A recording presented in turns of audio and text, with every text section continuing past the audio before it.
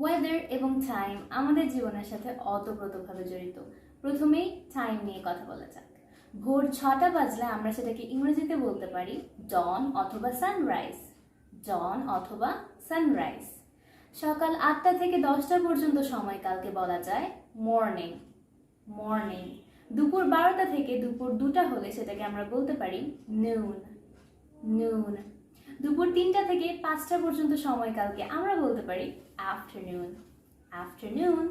সন্ধ্যা 6টা হলে সেটাকে ইংরেজিতে বলা যায় ডাস্ক অথবা sunset.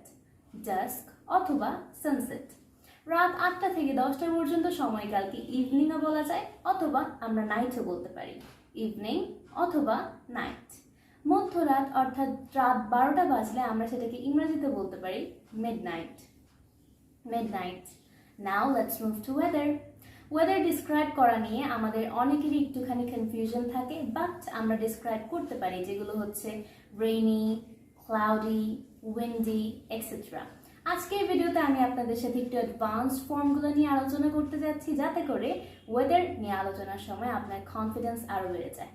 So let's get started. Number 1, rainy, drizzly, drizzly. Number 2, windy, blistery, blistery. Number 3, cloudy, overcast, overcast. Number 4, cold, biting, biting. Number 5, hot, blistering, blistering.